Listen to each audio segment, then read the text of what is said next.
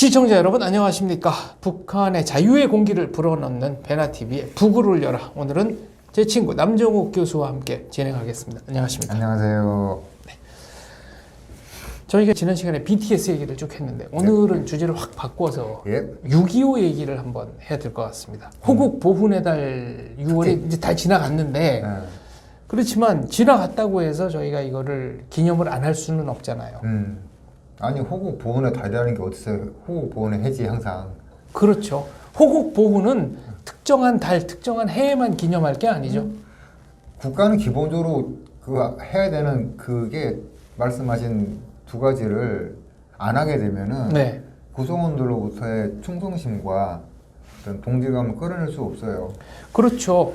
예를 들어 6.25 때 참전 용사들 뭐 약값도 지금 제대로 지원 안 한다는 것 같은데 그렇게 되면 누가 그런 일이 벌어졌을 때 또 나라를 위해서 목숨을 기꺼이 바치려고 하겠습니까? 전례에 따라서 사람들이 공동체가 한 약속이잖아요. 무언의 약속. 그렇습니다. 그 약속이 지켜지지 않는다고 생각했을 때 아무도 그 공동체를 위해서 헌신하지 않죠. 6.25 참전 용사들한테 약값을 지급하지 못한다 이런 얘기는 제가 들어보진 잘 못했는데 만약 사실이라고 그러면은 미래의 나라를 지탱할 세력 자체에다 위해를 가하는 행위입니다. 그거는. 예를 들어 뭐 다른 국가 유공자들, 뭐 민주화 유공자도 있고 뭐 여러 종류의 유공자들이 있지 않겠어요. 그런데 그런 유공자들에 비해서 6.25 참전 용사라든가 이런 분들에 대한 예우는 다소 미흡하지 않는가 하는 생각을 제가 합니다. 많이 미흡하지요. 일단 사회적으로 존경을 받아야 되고 일상생활에서는 존중받아야 되고 그리고 그분이 가지고 있는 어떤 행동이나 말에 대해서 권위가 들어가야 되는데 지금 6.25 참전용사 내지는 뭐 월남전 이런 거 얘기하게 되면은 태극기 부대, 틀딱, 낚시조끼 이렇게 돼버렸잖아요. 아니 심지어는 언젠가 저 탈북 국군 포로가 스스로 저 중국 대사관에 전화를 걸었는데 그 대사관 직원이 아주 귀찮다는 듯이 응대를 해가지고 사회 문제가 된 적도 있잖아요. 뭐 아시다시피 6.25라는 게 쭉 밀고 내려왔다가 네. 쭉 밀고 올라갔다가 쭉 내려온 게 딱 1년이고 네. 나머지 2년 동안은 휴전 협상을 했잖아요. 그렇죠. 휴전선에서 전투 상황이 이제 고착이 됐고 하면서 2년 동안 협상했는데 네. 그 협상이 길어진 이유가 포로 문제 때문인데 그때 이승만 대통령은 국군 혼자서라도 북진하겠다. 자살하는 것도 신생국의 권리다라고까지 말하면서 아이젠하워를 압박해서 결국 그게 나중에 한미동맹이라는 정말 전 세계에서 유례가 없는 뭐 동맹을 맺는 데까지 갔습니다. 사람들이 이승만을 세계사적으로 봐야지 뭐 보인다 이런 얘기는 하는데 정작 어떤 측면에서라고 물어보면은 잘 몰라. 한미동맹이라는 거는 미국 측 입장에서 보면은 전 세계적으로 가장 불평등한 조약이라고 그럴까요?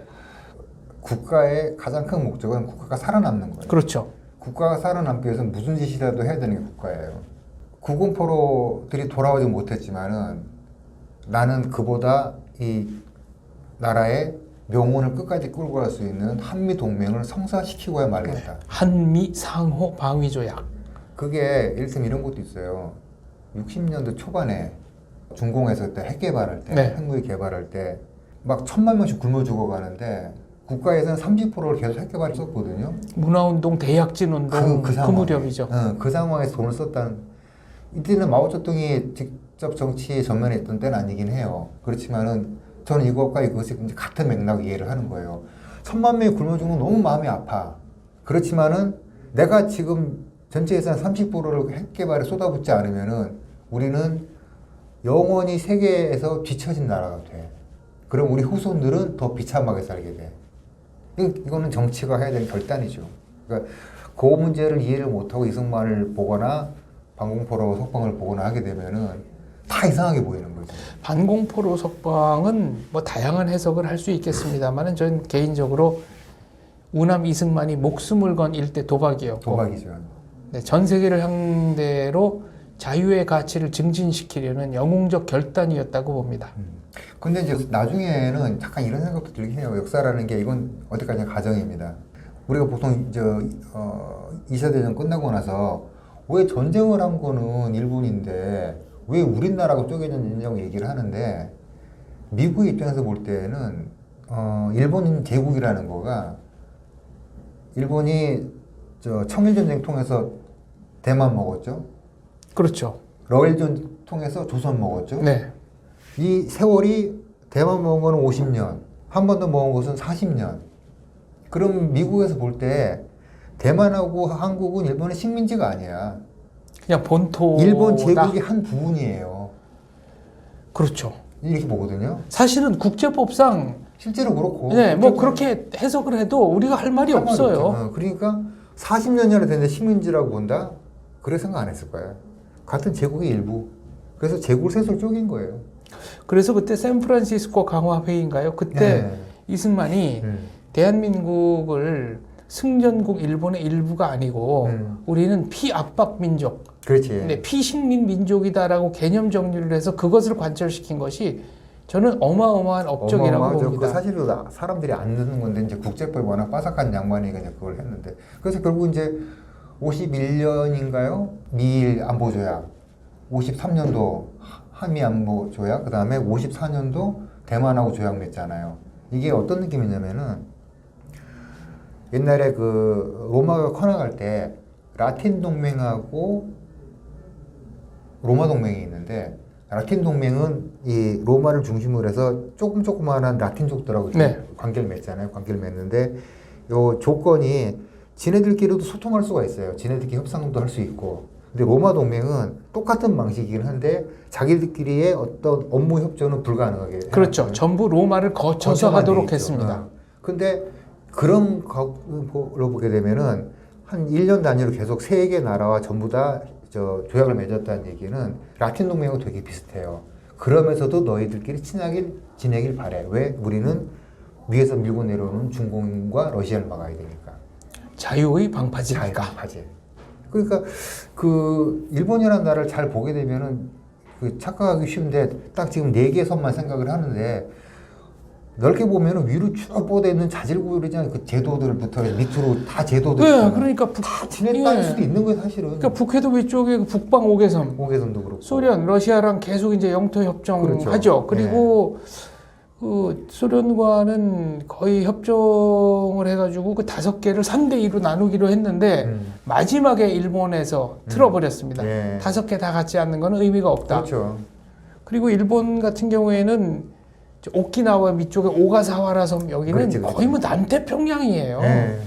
그러니까 아무튼 이렇게 동북아시아 쪽을 끼고 쭉 내려가 있는 열도 전부 다를 일본은 자기네 영토라 생각을 하고 싶었던 것 같아요. 그렇게 하고 이제 본점을 만주에 내고 뭐 이런 몇 가지 계획이 있었을 거 아니에요. 그렇죠. 만주국을 건국하고 네. 거기는 이제 오족 협화라고 그래가지고 네. 국제 도시로 만들고. 그러니까 이제 뭐 타이완이나 뭐 한반도를 대하는 곳과는 전혀 다른 각도로 만주를 대했으니까 아무튼 그런 식으로 만들어져 있던 일본 제국을 미국이 이제 쪼개는 거죠 이렇게. 라고 저는 생각을 하고 6.25 얘기를 하니까 이제 그 뭐랄까요 그 몇 가지 좀 정리들을 좀 해야 될 것들이 있는 것 같은데 아직도 6.25에 대해서 우리가 마치 그 이친 전쟁이라 이런 얘기도 하지만은 네. 잊어버리기 위해서 발버둥 치는 전쟁 같은 느낌도 들어요. 그래서 뭐 별칭은 포 같은 워, 아까 이제 전선이 왔다 갔다 했기 때문에 아코디언 워 이런 명칭도 있고 코리안 워라는 영어 명칭도 있고 우리는 한국 전쟁이라는 말도 쓰지만 6.25 동란이라는 말도 저희 때는 어려서 많이 썼고요. 그리고 김일성 남침 전쟁으로 새롭게 명명하자 이런 분들도 있습니다. 우리가 조약이 약해요. 국제법이 약해. 그래가지고 일본이 이제 조약을 맺자고 하니까 조선의 대신들이 아니 그 며칠 전에 만나서 다 대화를 했는데 뭘 또 쓰냐고 뭐 이런 식으로 생각하는 것이 있는데 이를테면 이제 그 불평등 조약이라고 많이 하잖아요. 열강들이 아시아 쪽으로 밀고 들어왔을 때. 그렇죠. 뭐 강화도 조약 뭐 근데 그거를 반대로 입장 바꾸는 생각해가지고 우리가 이제 아프리카를 갔다가 개방하러 갔어요. 식민지 시대 때. 식민지 시대 때 갔는데 이 나라에 법이 아무것도 없어. 그러면은 이 나라하고 우리가 뭔가 조약을 맺어야 되는데 우리가 위험수당까지 다 받아야 되기 때문에 엄청나게 불리한 조건으로 이쪽에서 봤을 때는 조약을 맺지 않으면은 그나마 이걸 건진다는 보장이 없어요. 그러니까 불평등 조약 맺을 수밖에 없는 거야. 그러니까 자꾸 와가지고 민법하고 상법을 만들어라. 그런데 이쪽의 이 후진 나라에서는 또 그런 예를 들으면 형법부터 만들어. 빨리 자기 나라 다스리려고. 이런 측면이 있거든요. 근데 국제법이 어떻게 만들어졌는지에 대해서 이제 기본적인 개념들을 가지고 좀 계셔야 되는데 그 얘기는 결국 세계사에 어느 정도 이렇게 안목이 좀 있어야 된다는 얘기죠. 그런 측면에서 김일성이 일으킨 침략 전쟁 이런 거는 국제법상 등장하지 않는 용어고 인명이 등장하는 전쟁도 나폴레옹 전쟁 정도가 제가 알기로는 인명이 들어가는 전쟁이고 나머지는 다 나라, 지역 이렇게 들어가죠. 그렇다면 우리도 나라, 지역으로 들어가야 되는데 지역은 아닌 것 같고 그렇죠. 이를테면은 소련에서는 조국 전쟁이 두 개 있잖아요. 네. 나폴레옹이 쳐들어온 거는 조국 전쟁, 히틀러가 쳐들어온 거는 대조국 전쟁 이런 식으로 우리가 이제 그걸 다 만들어 가야 되는 거예요. 이 유교가 그러면은 이게 그때 한 번만 있었던 사건이냐, 그 전 어떤 모종의 사건과 연장선상이 있는 건 아니 이런 것들을 정치학자들이 전부 연구를 해서 뭐 임진왜란을 1차 조일전쟁으로 하고 뭐 2차 정유재난을 2차 이런 식으로 뭐 규정하는 것처럼 이름 이제 붙여줘야 되거든요. 그렇죠. 사실 임진왜란이라고 한다면은 왜라는 게 이제 일본에 대한 비칭이고 그러니까 전쟁은 국가 대 국가의 전쟁이지만 난이라는 거는 국가가 아닌 쪽이 일으킨 뭐랄까 약간 좀 불법적인 혼란 그렇죠. 정도. 그러니까 임진왜란이라는 명칭 자체에 이미 멸칭, 비칭, 또 정신승리 이런 게 좀 들어있다고 그렇죠. 보고요. 예. 일본에서는 문록경장의 역. 예. 네. 여기도 전쟁이라는 말을 안 쓰고. 안 쓰지. 예. 그러니까 이제 그거는 우리가 이 자리에서 뭐 뭘로 합시다라고 하는 거가 아니고 명칭이 정해져야 되는데 어쨌거나 뭐 김일성 전쟁이라고 하던 사람도 있는데 그거야말로 국제법과 따로 우리가 따로 놀겠다는 얘기밖에 안 되는 거고 오히려 김일성을 더 높여주는 걸 수도 있겠네요. 사람들한테 오해만 가져오죠. 그러니까 김일성이 주체인 것처럼. 주체인 것처럼 주체가 김일성이 되면 그건 안 되죠. 때문에 뭐 여러 가지 이름을 붙일 수 있겠지만은 어쨌건에 우리가 생각하는 대로 요새 보면은 무슨 건강한 닭이 낳은 계란 이런 식으로 아예 브랜드 자체에다 네. 카피를 써버리잖아요. 그런 식으로 전쟁 이름을 정할 수는 없다는 얘기죠. 어쨌거나 뭐 지금은 한국 전쟁이라는 거가 거의 확정이 된 것 같고 그걸로 되는 거가 막 가장 비판이 덜 나올 수 있는 이름이 아닌가 한국 전쟁이. 네.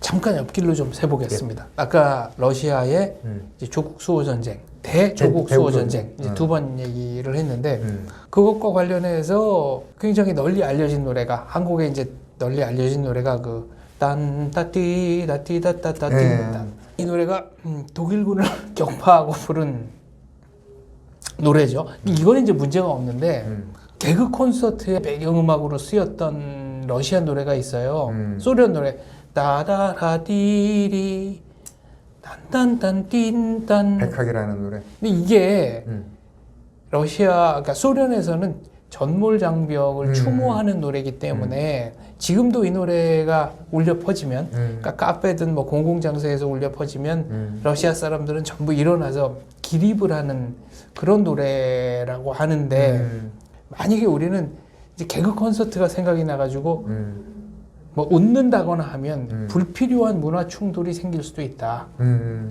그 점이 조금 걱정스럽다. 저기 이탈리아가 학자가 우리랑 다르잖아요. 네. 535. 근데 초등학교 5학년부터 고등학교 5학년 때까지 무려 9년 동안 세계사를 배웁니다. 우리나라는 세계사가 선택 과목입니다. 이런 이상한 단어는 세상에 존재하지 않습니다. 저희 학교 다닐 때는 문과의 선택, 문과는 필수고 이과는 선택이었네요. 나는 모르지.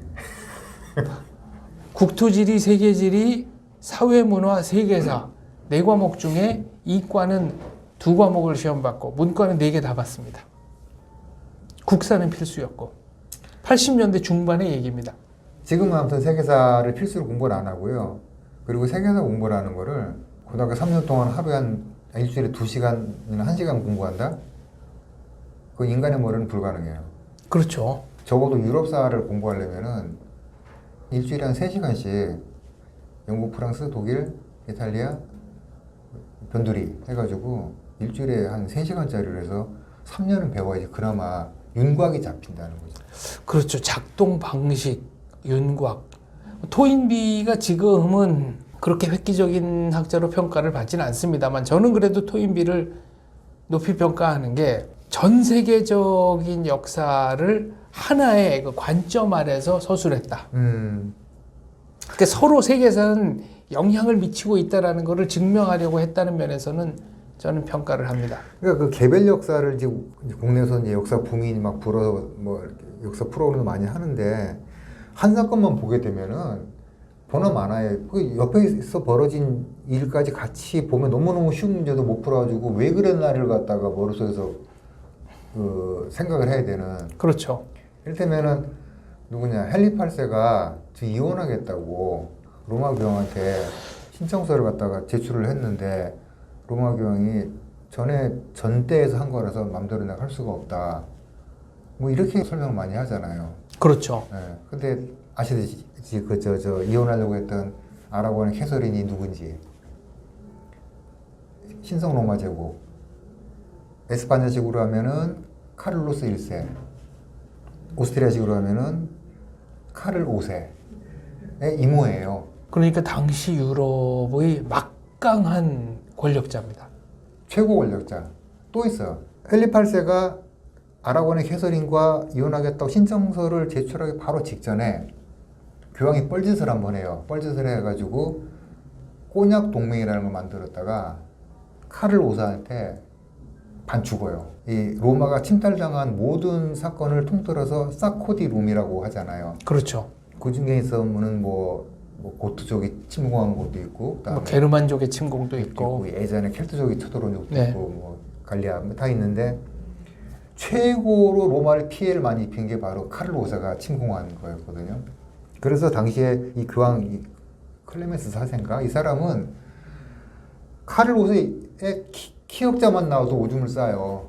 이런 상황에서 헨리 8세가 캐서린의 카를 5세 이모인 캐서린 이혼하겠다는 신청서를 내는데 이걸 받아준다? 네, 교황청이 허가를 해달라. 이걸 받아준다는 건 미친 거지. 죽겠다는 얘기지. 이거 되게 쉬운 문제예요. 안 받아준 이유는. 근데 이 역사 따로 배우고 이 역사 따로 배우고 지금 띄엄띄엄 나오는 너무나 흥미진진한 세계사 이런 것들이 약점이 바로 이런 거거든요. 띄엄띄엄 시각하는 그렇죠. 봐도 몰라 왜 이런 일이 벌어졌는지를. 그 예를 들어서 6.25 휴전협 정도 지지부진하다가 왜 급속하게 이게 타결이 너무 되느냐. 쉬운 거지. 결국 스탈린의 사망과 죽으니까. 바로 네, 직접적인 관련이 있습니다. 예. 아니 제가 그래서 그 전에 어떤 자리에서 조선이 왜 망했느냐, 러시아가 러일 전쟁을 포기해서 망한 거 아니냐, 이거 사람들이 되게 당황스러워해요. 네. 1905년에 이제 조선이 망하잖아요, 실질적으로. 그렇죠. 을사보호 조약. 예. 정확히 말하면은 조선이라는 나라는 이미 사라졌고 대한제국이 있었으니까 이제 한국이 망한 거죠, 정확히는. 그렇죠. 러시아에 1905년에 폭동 났잖아요, 피해 유혈 사건. 네. 실질적인 러시아 혁명의 시작. 이게 나는 전국의 60개 도시에서 뭐 40만 명이 매일 쏟아져 나오는데 이걸 뭔 재주로 막아요? 그 상황에서 무슨 러일 전쟁을 하냐고. 그러니까 포기했잖아. 근데 러일 전쟁을 일본이 또 이겼대 또. 이겼으면 배상금을 받아야지. 그렇죠. 못 받았잖아요.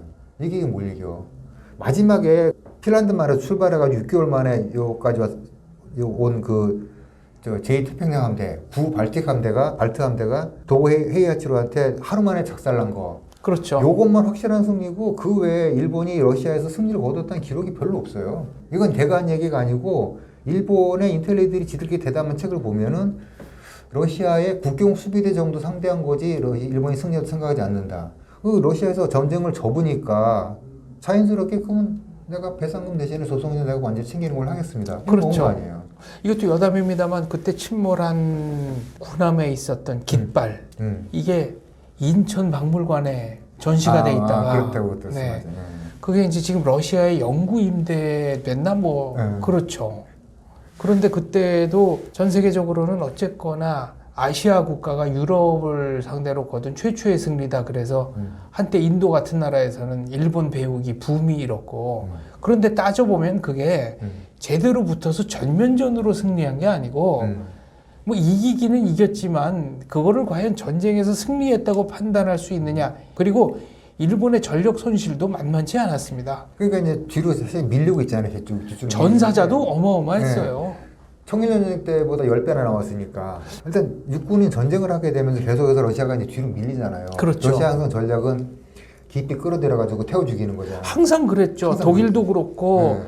청야 전술, 그러니까. 네, 동장군이 너희를 물러가게 네. 하리라. 그러니까 쭉 가게 되면은 일본은 이기는 것 같지만은 실제로는 본토에서 계속 멀어지고 있는 거고. 그렇죠. 러시아는 계속 본토 중심 모스크바 쪽으로 가까워지고 있는 거잖아요. 네, 날씨는 러시아에 압도적으로 유리하고. 그러니까 이제 그게 집단으로 행해지는 망구다이라고 해서 망구다이 네. 그 아시죠? 그 몽골군이 활 쏘면서 지는 척하면서 계속 뒤로 도망갔다가 네. 나중에 한 번에 그냥 일망타진해버리는 작전. 그거를 집단으로 보여주는 전술이 러시아판 망구다이. 그게 이제 뒤로 빠지다가 네. 이제 조지는 거잖아요. 보급 다 끊어진 상태에서. 그렇죠. 나폴레옹군도 그래서 괴멸적 타격을 그러니까, 입었고. 네. 그러니까 그거는 장기적으로 내버려 뒀으면은 일본도 이제 더 이상 할 수도 없고 하니까 이제 빨리 미국한테 어떻게 좀 둘이 얘기를 갖다 잘 해가지고 우리 전쟁 좀 그만하게 해달라. 뭐 이런 식이었던 거죠.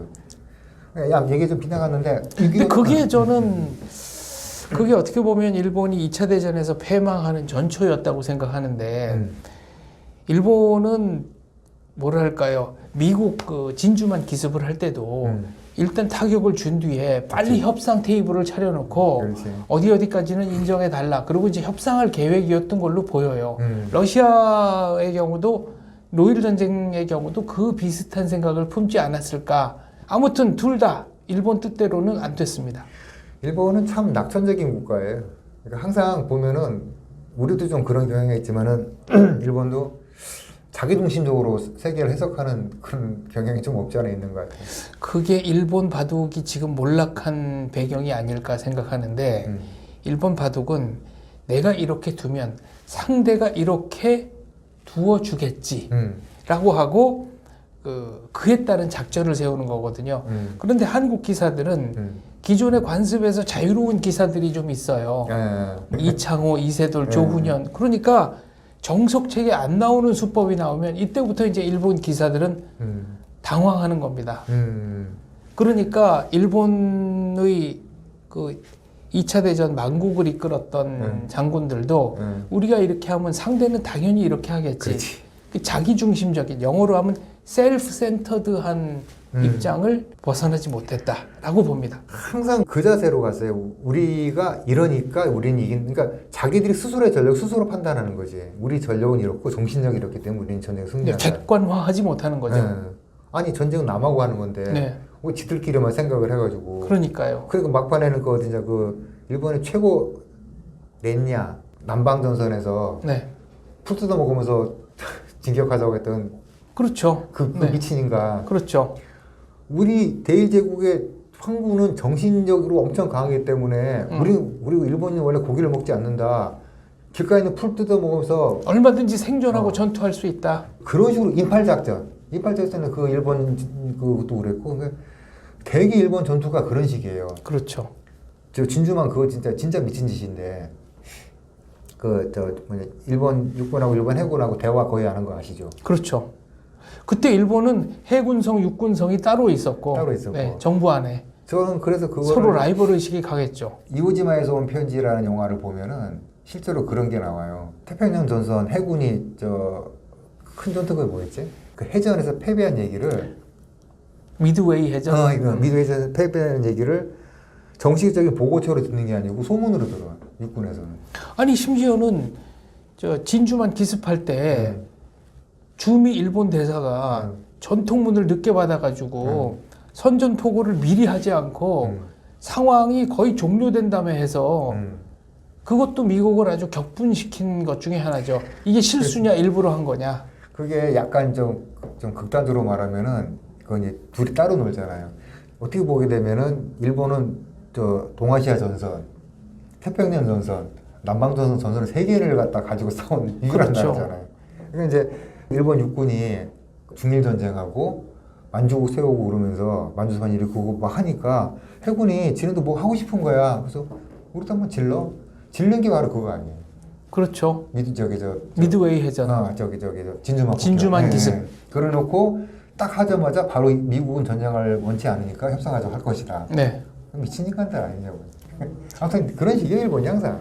그래서 일본의 패전은 사실은 예정돼 있었던 것이다. 진작에 패했는데 이래저래 질질 끌었고, 그 심지어 이런 얘기도 해요.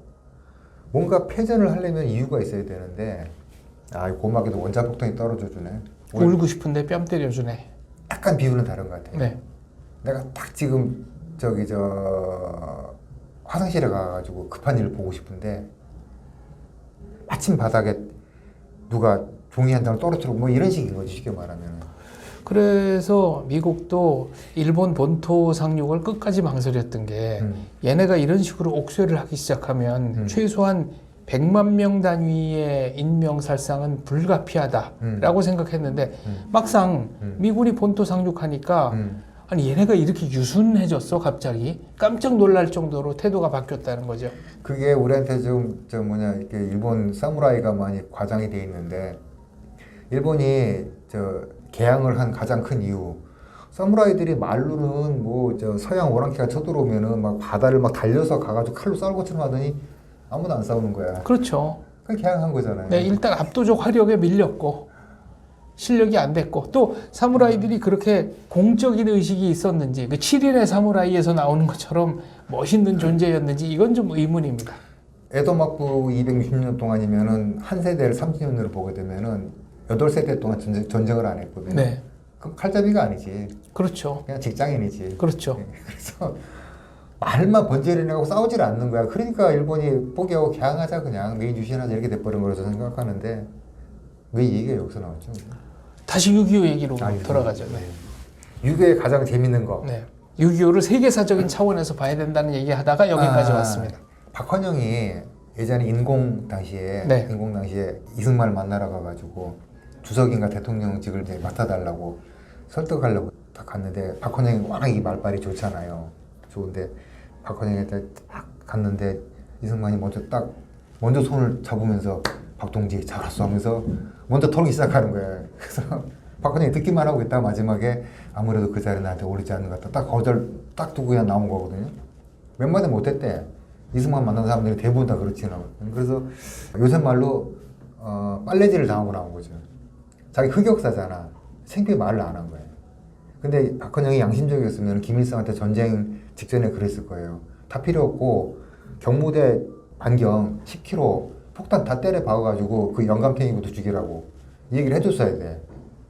안 하는 바람에 이 영감탱이가 이틀 동안 사흘 동안 전쟁을 갑자기 국제전을 바꿔놓고 나서 그것도 자유세계가 자유를 수호해야 한다는 그런 개념을 전 세계적으로 확산시켰죠. 그거를 저는 되게 쉽게 생각하는데, SNS도 없고 인터넷도 없고 휴대폰도 안 터지는 네. 세상에서 해방돼 얼마 되지 않은 그런 나라가 미국을 끌어들여가지고 세계대전으로 만든다, 이거를 국제전으로.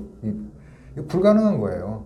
불가능한 겁니다. 네. 그러니까 박헌영이 그부터 이제 해서됐으니까 또 무조건 탱크가 임진 가고 이 한강을 건너, 이게 문제가 아니고 무조건 경무대 폭격, 하루 종일 폭격, 폭탄 떨어질 때까지 폭격, 영감탱이 죽이기, 이걸 했어야 된다니까. 그로소를 하는 대신에 남한에 내려가 서울에 들어가면 남는당 20만 명이 봉기를 하네, 이런 개소리를. 그래서 대한민국은 자연스럽게 무너질 것이다. 이런 개소리를 했으니까 그 처형당해도 싸.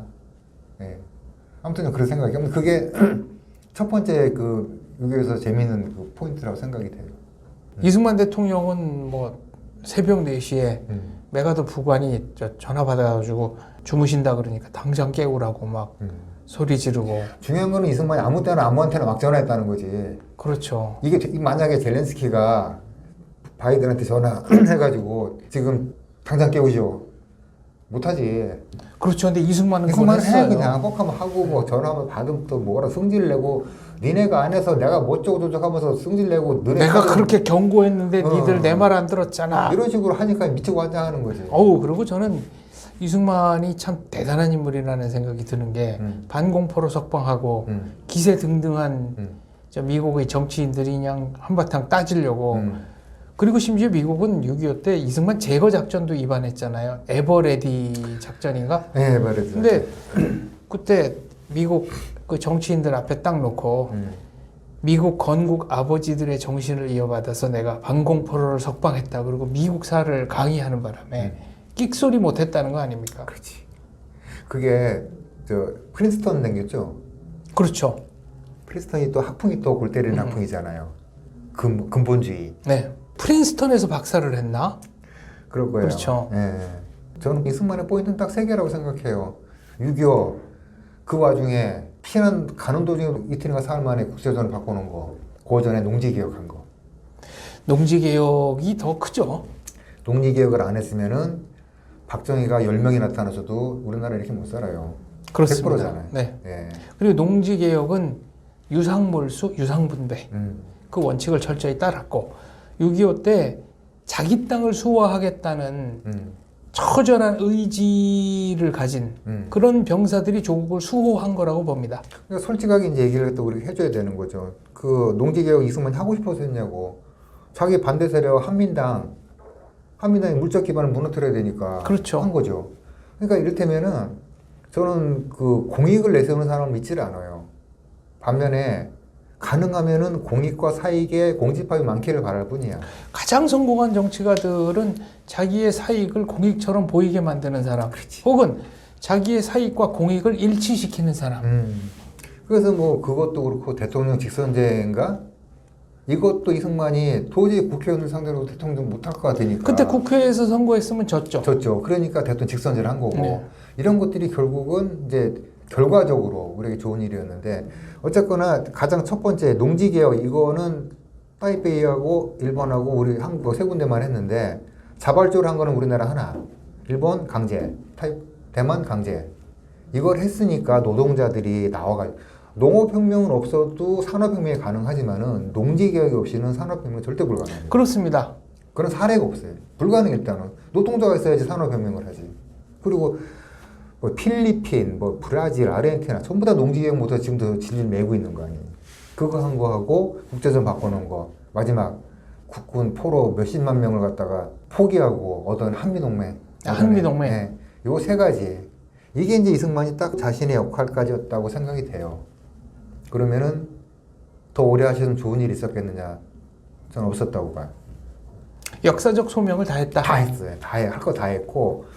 그러니까 그 53년 이후로부터 4.19 때까지 이 과정은 좀 지루한 감이 있어요, 사실은. 그리고 아시다시피 독립한 나라가 독립운동가가 그 독립한 나라의 대통령을 할 경우에 그 나라는 잘 살기가 어려워요. 그렇습니다.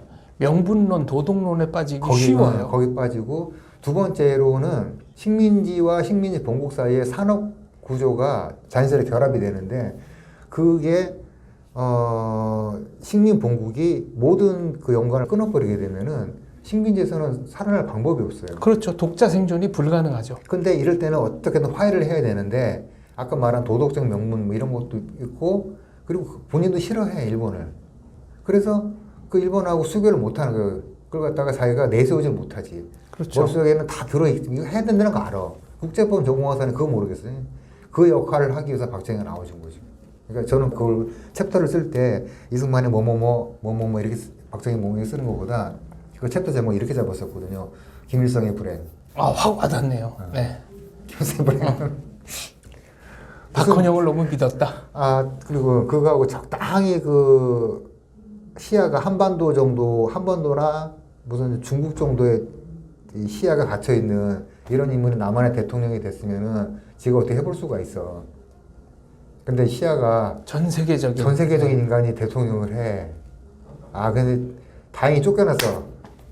그랬더니 더 이상한 놈이 들어왔는데 이거는 학습 능력이 무지하게 좋아. 그리고 일단 지르고 봐. 이게 김일성의 불행이지. 그렇죠. 예. 둘 다 버거운 상대였죠. 버거운 김일성에게는. 상대였죠. 예. 그래서 그 챕터 좀 거꾸로 잡아봤거든요. 그만큼 압박을 했는데 아무튼 이승만의 후반기는 지루했다라고 생각이 들고 박정희의 후반기도 지루했죠, 약간. 그래서 정치학자 중에는 6.25가 위장된 축복이다. 두 가지 점에서 그런데 하나는 그때까지만 해도 남아 있었던 신분제 유습이 6.25를 거치면서 완전히 혁파가 됐다. 그렇죠. 그리고 그때 그 일본의 종속적일 수밖에 없었던 경제 구조나 산업 기반 시설들이 6.25를 거침으로써 완전히 새로 이제 모든 걸 바꿀 수밖에 없는 그런 새로운 세대로 넘어가는 기폭제가 됐다라는 겁니다. 그렇죠. 근데 저는 사회학적으로 첫 번째 걸 더 높이 봅니다. 6.25 전만 해도 뭐 신분제 유습이 많이 남아 있었고 또 그것이 한국 사회를 상당히 후진적으로 좀 올가매는 면이 있었는데 그냥 한 방에 다 정리가 돼버린 거죠. 수백 년 폐습이 그냥 정리가 됐습니다. 약간 아쉬운 거는 이런 것도 생각을 해요. 그 역사에서 지름길은 있을지 모르겠는데 비약은 없다라고 생각이 드는 게 서구 사회는 기본적으로 시민혁명, 산업혁명을 거치잖아요. 그 다음에 이제 프롤레타리아 혁명을 가든가 뭐 그렇게 할 텐데 우리는 시민혁명이라고 부를 만한 건 4.19, 산업혁명은 박정희가 했으니까 했다 치고 그럼 이제 우린 프롤레타리아 혁명 할 차례 아닌가? 프롤레타리아 혁명은 뭐 그냥 지나가는 거 아닌가요? 그래서 그게 올바르게 된 시민혁명을 통해서 세습제가 완벽하게 무너지지 않으면은 60년대 말까지도 뭐 척둬가지고 박정희 때도 막 중헌 축첩제도 금지 하라고 하고 네. 난리치고 그랬잖아요. 아직도 안 깨졌어 조선은. 그렇죠. 조선 특히 조선 중에서도 서인 정권 이 주자학 가장 좌파적인 성리학 해석법인 이 주자학은 아직도 한국 사회에 면면이 남아 있다고 생각합니다. 그래서 저는 국가 통치 이데올로기라든가 국가의 존립 이데올로기는 19세기에 아직 머물러 있는 게 대한민국이고 문화예술은 21세기에 와 있고 21세기에서 선두를 달리고 있고 되게 이상한 나라예요. 그렇죠. 이 간극을 어떻게 해소하느냐. 제가 어떤 분인지는 생각 안 나는데 이대 사회학과 교수 한 분께서 한국 사회를 삶은 달걀에 비유한 적이 있어요. 그러니까 껍데기는 합리적이고 과학주의고 종교도 서구화된 종교가 많이 들어와 있는데 한꺼풀만 벗기고 나면 유교라는 흰자가 있고 알맹이는 샤머니즘이라고 하는 이런 문화적인 유습이 아직 남아 있다. 충분히 가능한 얘기죠. 그러니까 네. 시간이 균질하게 흐르지 않기 때문에 2022년의 서울의 시간과 2022년 함경부대 시간은 같지 않잖아요. 그렇죠. 우리가 한 30년이나 40년 빨리 지금 가고 있을 겁니다. 시계가 빨리 가고 있을 텐데 한반도 남쪽에서도 마찬가지로 생각이 돼요. 같은 집단 안에서도 시간이 다르게 흘러요. 세대별로도 다르고 다르죠. 또 지역별로도 다르고 심지어는 한 개인 안에서도 시계가 달라요. 좀 다르긴 하지. 지금 이런 얘기는 참 대단한 훌륭한 얘기. 우리가 지금 근거를 못해서 그렇지 학문적으로다가 네. 이런 얘기 하는 사람은 잘 없을 거예요. 그런데 문제는 이것들을 일치시키는데 상당한 사회적 에너지가 필요하다는 겁니다. 개인들도 그런 에너지가 필요하죠. 그러니까 쉽게 말하면 이런 거예요. 아주 유교적인 예의를 중요시하는 어떤 자리가 있다고 치죠. 그런데 제 생각은 리버럴해서 그렇지 않아요. 그런데 어쩔 수 없이 그 관습에 맞춰야 하는 경우라면 복장부터 두발 상태부터 이런 것들을 준비하고 말도 다듬고 하는 것들이 그 자체가 스트레스가 될 수 있다는 거죠. 김기춘을 모델로 한 보통 사람이라는 영화가 있어요. 전 비서실장. 네. 보통 사람이라고 장혁이 아마 김기춘 역할을 맡았을 거예요. 그런데 그 영화를 보면은 요정이 나오거든요. 박정희 때 요정이 나오는데 그때 안기부장이죠. 안기부장 안기부 고위직들 얘기가 나오는데 요정에 가면은 여자들이 한복 입고 시중 들고 그곳의 시간은 조선시대에서 하나도 흐르지 않았어요. 그렇죠. 그것과 산업화가 진행되면서 공돌이 공순이들이 진짜 뼈 빠지게 일을 하고 있는 상황이고 또 일부에서는 카이스트, 키스트 이런 것들이 세워지면서 기술에서의 막차를 타기 위해서 뛰어가는 이런 그룹도 있고 이렇게. 그러니까 당시 대한민국도 같은 공간 안에 있지만 시간은 각기 다르게 흐르고 있었는데 문제는 딴 데는 어쨌거나 산업 조건이가 뭐 이런 명칭을 지나가지고 노동자 뭐 이런 명칭 지나가지고 그 시기가 계속 앞으로 진행이 됐어요. 그런데 한국 사회를 지배하고 있는 이상한 정서, 양반, 신분제, 정신적 신분제 이런 거 계속 있는 거 아직도. 그러니까 여기는 아직도 18세기, 지금 대한민국 21세기 안 맞는 거죠 서로 간에 지금. 문제는 이 안 맞는 걸 방법이 해결을 하는 것보다 다 죽어야 돼. 그래서 이영작 박사님 같은 경우는 출애굽을 한 다음에 가나안 땅에 들어가기까지 40년을 걸어간 거는 그게 40년간 걸어가야 될 거리여서 아니지. 걸은 게 아니고 노예 근성에 젖어 있는 세대가 완전히 생물학적으로 소멸할 때까지 기다린 거다. 이런 해석을 하시더라고요. 아, 얼마든지 타당한 얘기죠. 그러기 위해서 이제 무상급식을 계속 한 거지.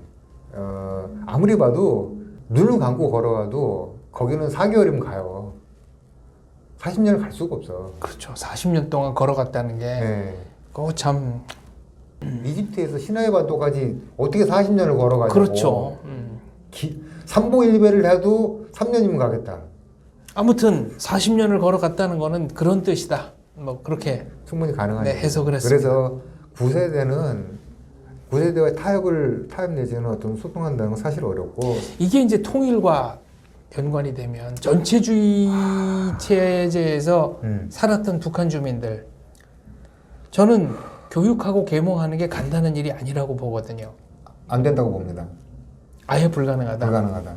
사회주의권에 살았던 사람들의 가장 큰 특징 중에 하나는 전체주의적인 것에 뭐 익숙하다 이런 것도 있고, 두 번째로 가장 심각하게 생각하는 것은 노동을 싫어해요. 몸에 뱄어. 내 노동은 남에게 보여주기 위한 것이에요. 한 번도 날 위해서 노동을 해본 적이 없어요.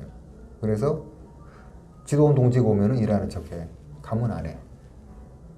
이게 몸에 밴 사람들이에요. 그런 것은 머릿속에 박혀 있어.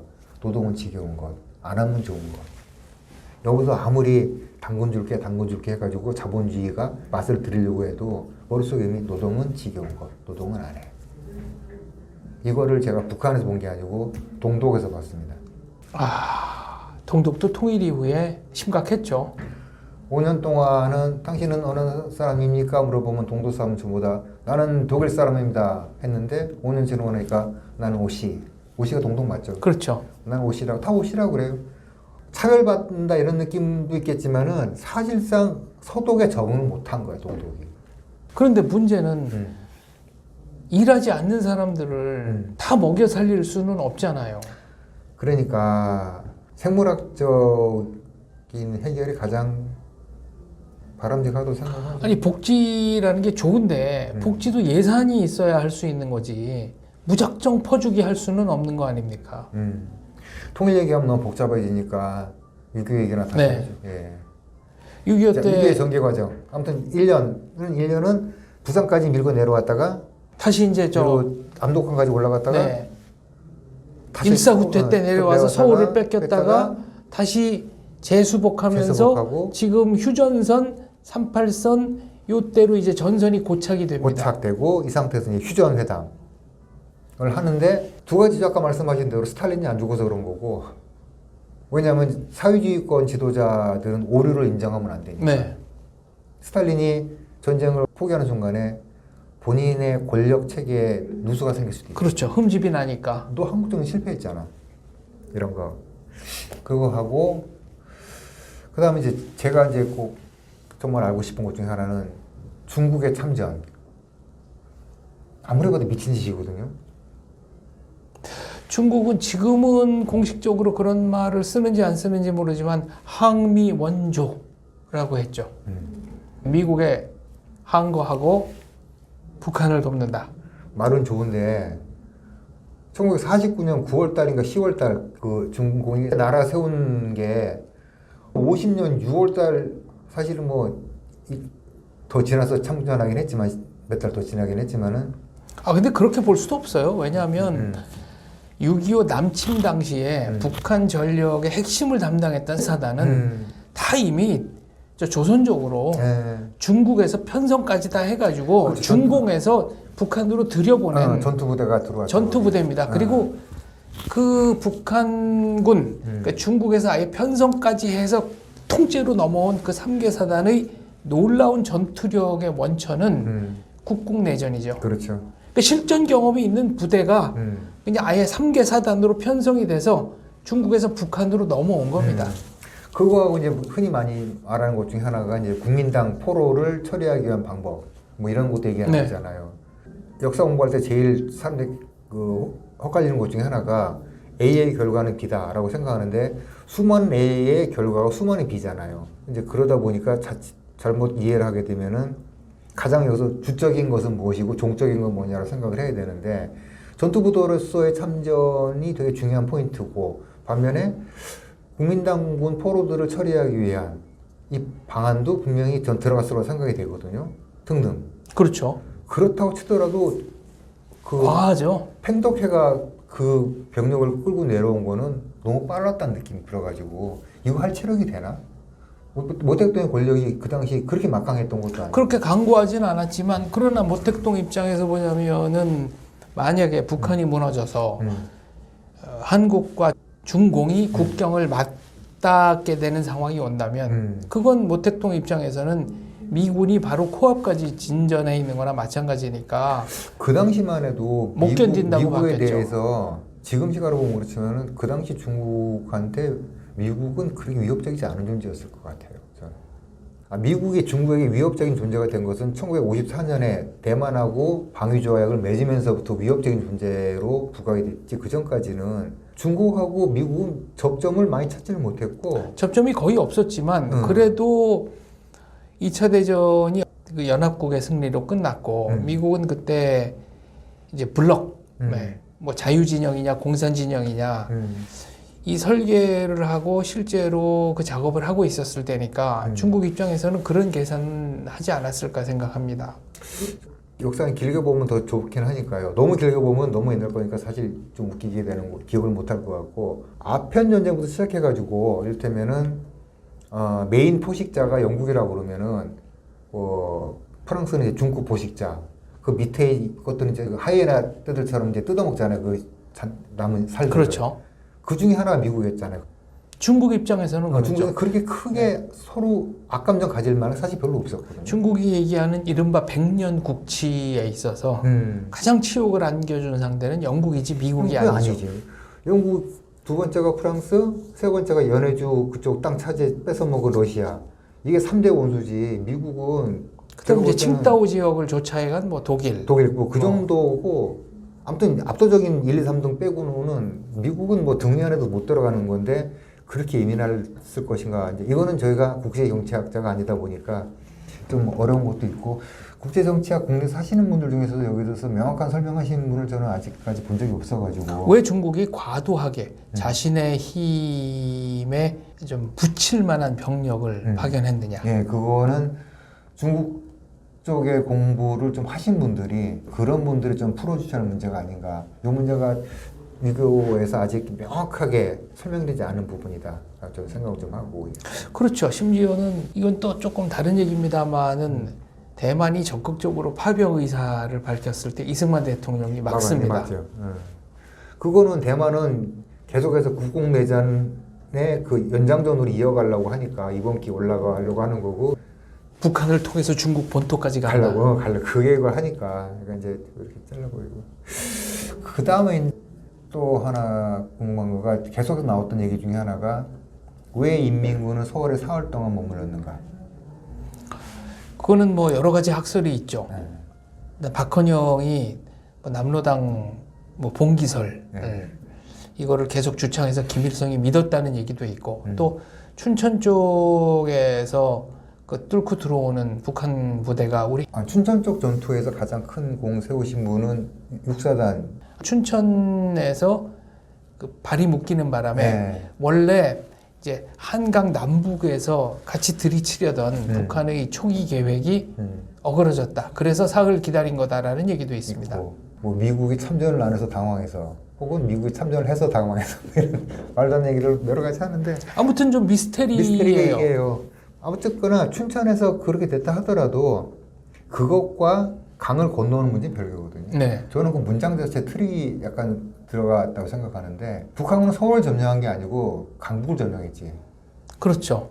근데 그때는 서울이 강남이 있었나? 영등포 정도가 서울 시계였던 건 맞는데 지금 강남구도 없었죠. 그렇죠. 경기도 광주군이었고. 오로지 영등포를 중심으로 해가지고 영등포 동쪽 네. 뭐 이 정도긴 한데 어쨌거나 이제 그쪽 마포 뭐 이런 쪽으로 해서 이제 그 넘어와야 되는데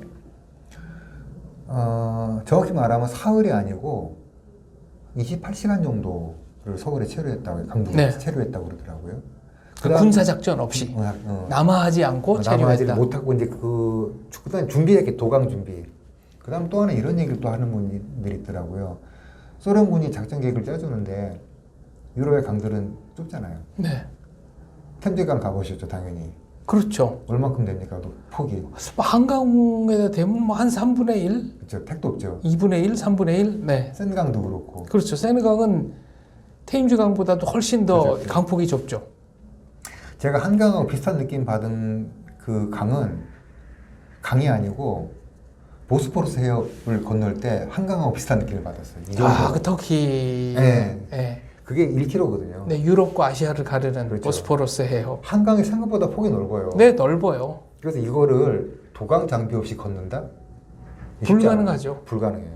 그러니까 못 걷는 거예요. 그땐 다리도 뭐 한강철교, 제1한강교밖에 없었을 때니까. 네, 그 조각배를 이용하고 여러 가지 이제 이용을 해서 건너기겠죠 마지막. 근데 4월 동안 못 말았다기보다도 28시간 동안 머리를 싸맸고 그 뒤부터 건너기 시작을 했고라고 보는 거가 정확하게 보는 시점인 것 같아요. 도하할 방법을 찾지 못했다. 못했다.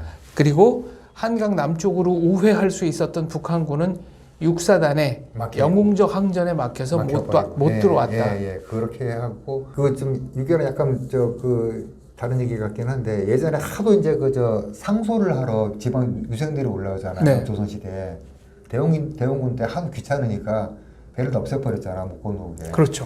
그래서 못 왔잖아요. 그러니까 못 온다는 얘기야. 그러니까 이게 뭐 유생하고 군이랑 관장할지 모르지만은 원칙적으로 보면은 한강의 깊이는 그렇게 깊지는 않지만은 폭이 소련의 정책 위반자들 생각했던 것보다 훨씬 길어. 그렇죠. 더구나 6월이면은 물 불어. 그렇죠. 물이 불어 있어서. 네, 물 불어가지고 지금도 고수부지라고 그러네. 네. 거기까지 물이 차를. 네, 도강한다는 게 간단한 일이 아니었을 거예요. 네. 그러니까 못 건너온 거지 그냥. 때 되면서 건넜고 그러면서 사흘을 갔다가 일부러 쉬었다가 전자오락입니까? 상대가 있는 건데 내가 서울을 4월 동안 여기서 버티고 있을게요. 라고 하면 상대방 그때가 기다려주네. 똑같이 공격할 거 아니에요. 그리고 북한군은 초기 일주일을 제외하면 물론 이제 낙동강까지 쭉 밀고 내려갔지만 군사작전으로서의 정교함은 많이 떨어진다는 얘기를 해요. 전문가들의 의견입니다. 소련과 그 자료들을 제가 예전에 본 것들을 기억을 해보자면은 너희들은 다 계획이 있구나 이런 식으로 짜놓고 내려와. 며칠까지는 어디까지 다 짜잖아요. 다 그런데 짜놓고 그게 틀어지니까 다 틀어지고 나서 이제 헤매기 시작해요. 정확히 말하면 한 달 정도 지났을 때 김일성은 이 전쟁을 이기지 못한다는 걸 알아요. 어떻게 합니까? 날짜가 너무 안 맞거든. 생각했던 날짜와. 이게 보급선이 길어지면서 자기들이 힘을 발휘할 수 있는 이런 것들이 모든 계획들이 다 잡혀 있잖아요. 네. 그렇다면은 최상의 조건으로 어디까지 가 있어야 되는데 거기 도달하지 못한 게 있고 이 영감탱이가 국제전으로 바꿔놓는 바람에 무대기로 지금 밀려오고 있고. 그다음에 북한이 준비했던 회심의 한방, 이른바 부산 상륙 작전이 백두산함에 의해서 영웅적으로 격퇴가 돼 버립니다.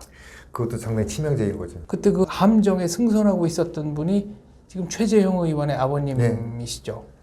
영섭. 최영자 섭자 쓰시는 예. 최영섭 대령께서 예. 바로 그 전투를 치르셨죠. 아무튼 대한민국 참 운이 좋은 나라이긴 한데 상륙했으면은 타격은 입었겠지만은 이를테면은 그 6.25 전쟁 전에 숙군을 어느 정도 했다는 것도 중요한 거고. 그렇죠. 좌익들도 걸러내고. 걸러내고 몇 가지 그런 것도 있지만은 아무튼 중공군의 참전에부터 시작해서 그 다음에 그 사흘 동안의 미스테리, 그 스케줄이 틀어진 거에 대한 이런 것도 조금 정리가 좀 명확하게 됐으면 좋겠다 생각이 되고요.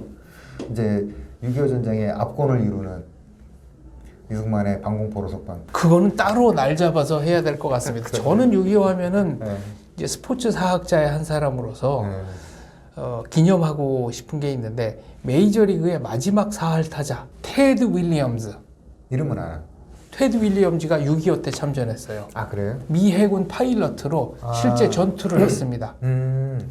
그러니까 본인 캐리어의 황금기를 한국에서 보냈고 음. 만약 전쟁에 참가하지 않았더라면 훨씬 더 압도적인 기록을 남겼을 텐데 네. 그래서 이제 메이저리그에 진출하는 한국 선수들이 이 테드 윌리엄즈를 기리는 행사를 좀 하면 좋겠다라는 생각을 저는 하고 있고요. 그럼 나는 인류 사상 최초로 올림픽 마라톤을 2연패한 아베베 비킬라 60년 로마 올림픽 우승. 그때 이제 맨발의 아베베 운동화 안 신고 뛰어서 우승했죠. 64년 도쿄 올림픽도 우승했죠. 네. 그런데 이 아베베가 위대한 거는 단순히 마라톤을 2연패해서가 아니라 마라톤의 스피드 개념을 처음 들여온 사람이에요. 그게 무슨 말이야? 그러니까 그 전까지는 지구전이다. 마라톤은.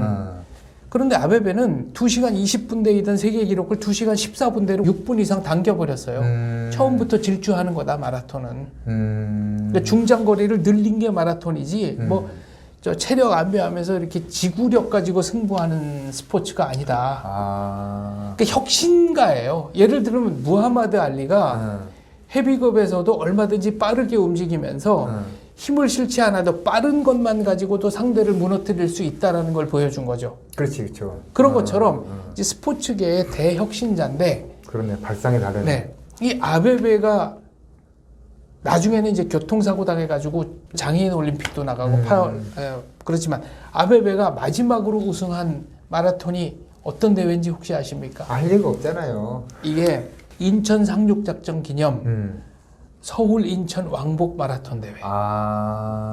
그런 게 있었구나. 그런 게 지금은 안 하죠. 그래서 그때 중앙청 앞에서 인천을 왕복하면 그게 42.195가 그게? 나왔던 것 같아요. 근데 왜 아베베 얘기를 하느냐. 아베베가 그 대회에 출전하려고 한국에 와서 나 한국 처음 아니다. 6.25 때 와서 싸웠다. 그렇지, 6.25 그렇지. 참전병이에요. 그리고 더 놀라운 거는 아베베가 이제 은퇴를 했다가 한 번만 더 뛰어달라 그러니까 멕시코 올림픽, 68년 멕시코 시티 올림픽에도 출전하는데 기권을 해요. 그리고 그때 우승한 게 마모 월데라는 아베베의 친구. 근데 둘이 그때 쉘레시아 황제 근위병으로 둘 다 6.25 참전 용사라는 거 아닙니까? 그러면 오늘 그 6.25 전쟁의 마지막 얘기는 에티오피아의 그 이야기를 하는 걸로 마치면 어떨까 싶습니다. 삼진까지 나왔죠. 그 네. 1진, 2진, 3진이 출발했죠. 그 부대 이름이 강류 부대. 강류 부대. 강류 부대. 그 나라 말로 초전박살 이런 뜻인데 정규군 같은 게 제대로 있을 리가 없어가지고 네. 황실 근위대가 그렇죠. 황제니까 황실이죠. 그렇죠. 셀러시의 황제의 황실 근위대가 3차에 걸쳐가지고 각 1000명 정도 왔고 오면은 3D 전선에만 계속 투입을 시켜가지고 네. 300 몇 차례 전투를 벌여서 다 이겼어. 그렇죠. 불멸의 네. 거기가 도대체 고대 중세 때는 어디에 속하게 전투력이 그렇게 막강해? 거기가 글쎄 세계사에서는 어떻게 나오지? 누비아 기병은 뭐 누비아는 거기는 저 북아프리카 수단 이쪽이고 네. 한번 찾아봐야 되겠네. 네. 그 정도 전투력이라고 그러면 세계사 북아프리카 역사에서 안 나올 리가 없는데. 그렇죠. 네. 아무튼 어마어마한 사람들이 전투력이 그렇게 좋은데다 거기서 또 그 제가 기억나는 거는 전사한 동료 저 시신 찾아오느라고 전투 벌임 이런 얘기들을 되게 많이 봤거든요. 춘천에 가면 그 기념관이 있죠. 이디오피아 참전비가 있죠. 그 춘천하고 아마 그 수도가 어디지? 아디스아바바. 아디스아바바하고 자매결한 도시인가 뭐 그럴 거예요 아마. 그래가지고 춘천에 아마 그 있는 걸로 알고 춘천 쪽에 있는 도시에서 전투를 많이 했었나 봐요. 춘천 전투 그렇죠. 가평, 춘천 그렇죠, 이쪽에서 그렇죠. 전투가 전투. 많았죠. 미군이 포기하고 가는 전투를 그 에티오피아 병사들이 많이 전투를 해줬고 불행히도 지금 제 기억으로는 에티오피아 병사들이 싸워서 승리를 거뒀던 그쪽은 대부분 북한 영토로 지금 돼 있는 걸로 알고 있거든요. 그리고 이디오피아 용사들을 우리가 특별히 기억을 해야 되는 게 셀라시의 황제 그 정부가 전복이 되면서 그때 6.25 때 참전했던 사람들은 새로 들어선 그 좌파 공산 정권 이디오피아 공산 정권에 의해서 실제로 물리적인 핍박을 받았던 걸로 알고 있습니다. 네. 참 웃기는 거가 공산주의를 박멸하러 갔던 그 나라에서 공산주의 쿠데타가 나가지고 그렇죠. 근데 저는 이제 에티오피아 얘기를 하면서 다른 얘기도 같이 할 수 있다면 이런 얘기일 것 같은데 6.25는 한국한테는 내부 혁신이 작동할 수 있었던 어떤 분기점이기도 했지만은 지금도 한국이 세계 여러 나라와 친해질 수 있는 기회라고 생각을 해요. 네. 생판 모르는 사이가 가지고 우리 앞으로 잘 지내봅시다 라고 할 수는 없는 거잖아. 그렇죠. 당신네 우리나라 와서 도와줘서 고맙다 이렇게 얘기하고 시작하는 거하고 다르죠. 예. 그러니까 터키 같은 경우에는 전원이 지원병이었잖아요.